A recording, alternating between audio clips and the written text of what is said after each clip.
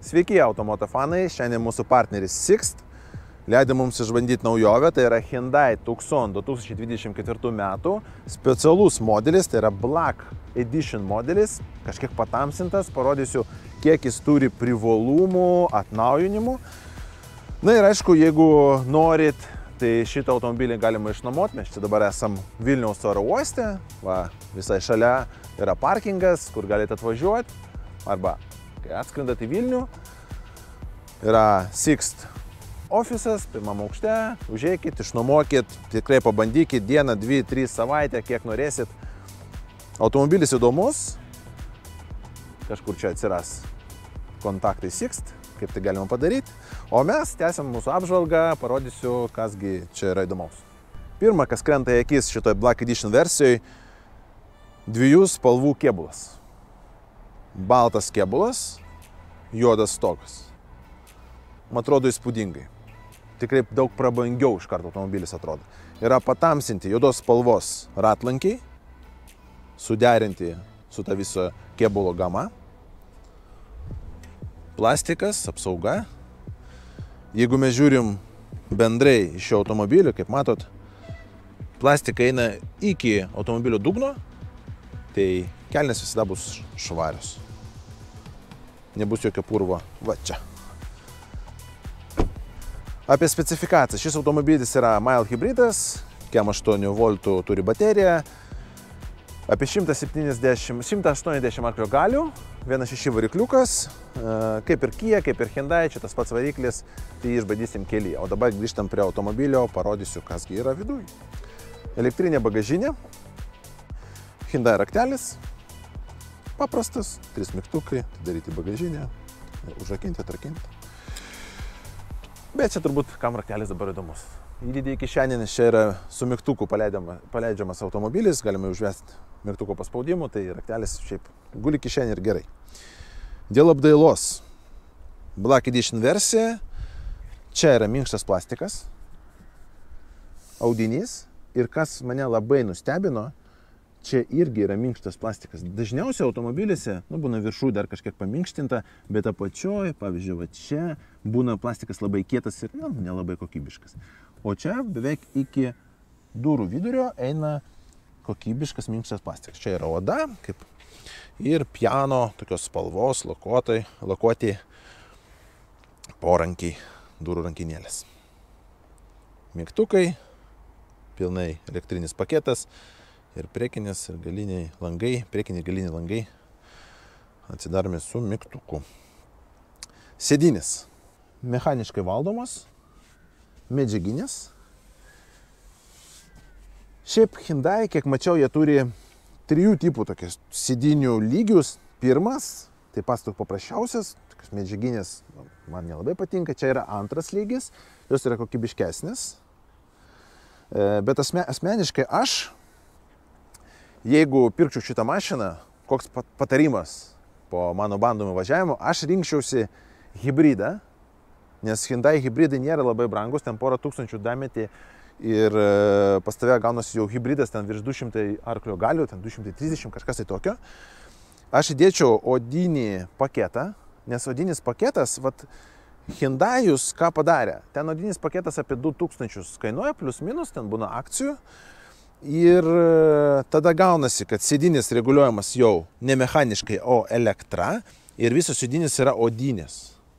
Tai aš būtinai įdėčiau tą odinį paketą, nes tas kvapas, kad tu įsėdė į mašiną, nepataupyčiau. Tai aišku, jeigu yra limituotas biudžetas, tai galima paimti ir standartinį Black Edition, bet mano patarimas pridėkit hybridui, nes tikrai pataupysit. Kokie 3-4 litrai bus 100 km, jeigu Vilniuje važinėsit per kamščius, kaip minimum. Na ir odinis paketas bus daug daugiau patogumo. Nors tos sėdynės irgi yra patogios, malonu važiuoti, aukštas yra geras, bet einam į saloną, parodysiu detaliau. Panelė yra juodos spalvos, pajuodinta ir iš čia. Žiūrėkit, dar mes galim padaryti šitą funkciją, kuri labai visiems, koks garsas, naujas automobiliukas, jis tik pravažiavo apie kiek 900, man rodos. kilometrų. Tai va, žiūrėkite. Atpakavom. Išmesim vėliau.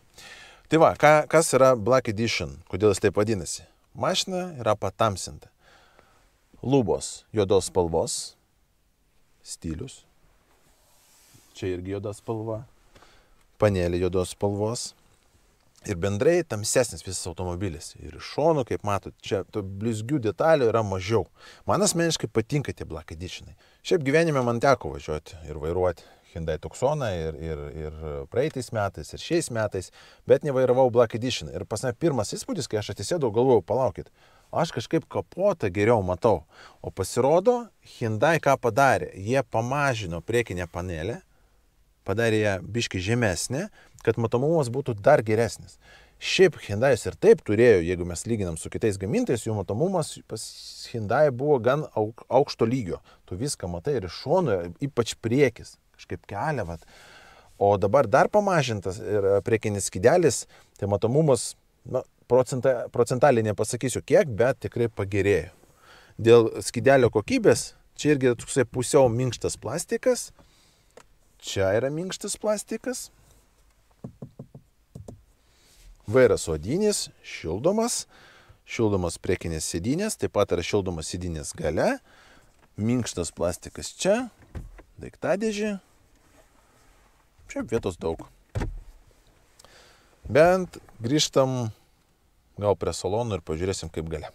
Pažiūrėkit, kaip aš sėdžiu. Priekis yra labai komfortiškai sureguliuotas mano ūgiui. Galas man labai patogu. Dėl kokybės Black Edition turi minkštą plastiką ir galiniuose dureliuose. Va čia yra minkštas plastikas. Minkštas plastikas yra net čia. Tai, kaip sakoma, Hyundai Tucson Black Edition investavo labai į kokybę. Yra užuolaidėlės nuo saulės. Klimato kontrolė. Reguliuojama. Galim, jeigu priekyje, pavyzdžiui, visus 20, jūs čia galite padaryti 20, nustatyti 23, 22, ir nukreipti kurpus porą USB. Yra porankis ir viena iš mano mėgstamiausių funkcijų. Tai yra sėdinių kampo reguliavimas. Va, mes galim padidinti ir jeigu kažkur toli važiuojam, galim labai taip atsipalaidavę važiuoti. Šiaip vietos labai daug. Tai jeigu turit vaikų arba su tą mašiną pakeliauti, tai galima drąsiai. Nuresetinsim kuro sąnaudos, kad viskas būtų nuliukai. Ir pabandome, pažiūrėsim, kiek suvartos.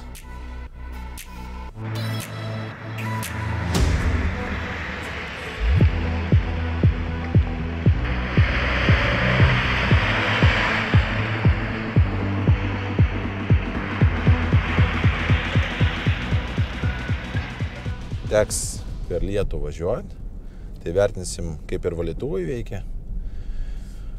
Pirmas įspūdis, kai tik pradėjau važiuoti su atnaujintu Hyundai Tucson. Labai pagerėjo matomumas. Dabar aukščiau sėdžiu, padariau savo sėdimo poziciją tokia aukščiau. Tai tas matomumas dėl žemiau įdėtos panelės tikrai labai pagerėjo. Tu matai kelią priekyje daug geriau negu senesniam Tucsonui. Įdomu, ar tai yra tik tai Black Edition tai padaryta, ar visi dabar nauji Tucsonai turi tokį atnaujinimą. Bet jis priduoda automobilių pliusų, ypač jeigu jūs nedidelio ūgio. Dėl garso izoliacijos toks jausmas, kad jinai irgi pagerėjo. Sunku įvertinti, nes turbūt reikia decibelus matuoti, bet vat, kiek lyja dabar, šalia važiuoja mašinos, ir nei vėjo aš nejaučiu, nei girdžiu tų mašinų labai.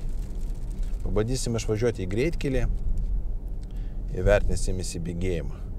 Kaip ir sakiau, čia 1.6 varikliukas su turbo apie 1.80 arklio galių.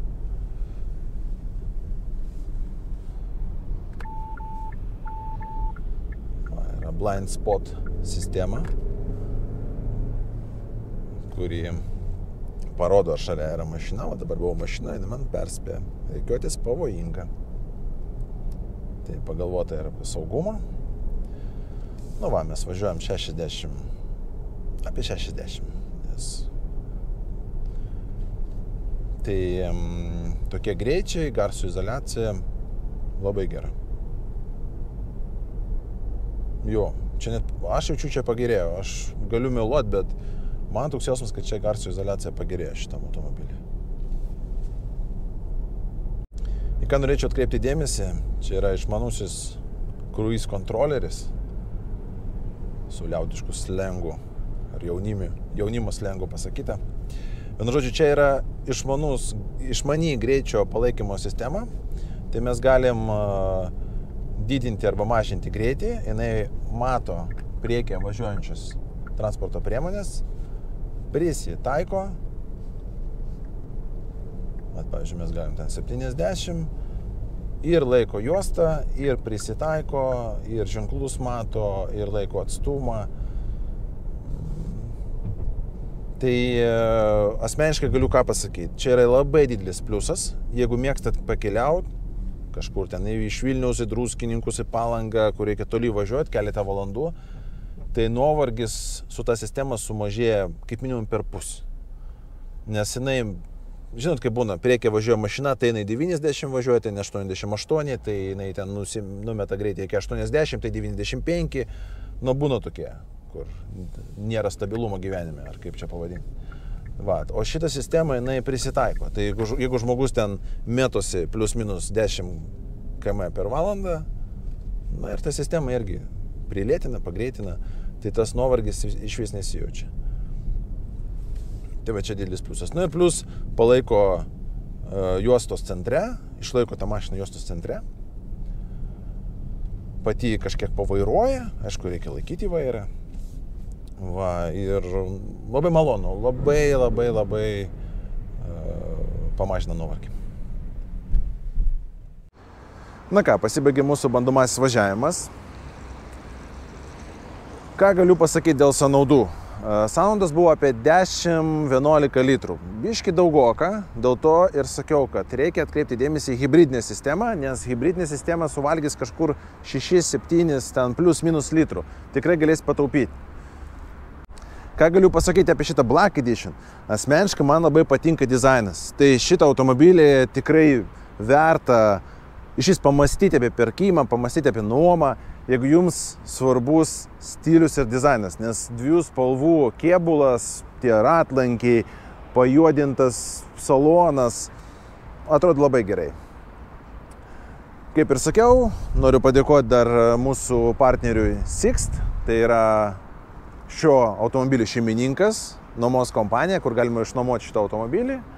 Prenumeruokit mano kanalą, laukit kitų apžvalgų, bus rutuliukas čia, paspauskit, tapkite mano followeriu, pakomentuokit automobilį būtinai, kaip jums dizainas, kaip jums Hyundai Tucson, gal kažkas važinėjo jau keletą metų su panašiu modeliu, irgi komentuokit, sakykit pliusus, minusus, būtų labai įdomu tai išgirsti.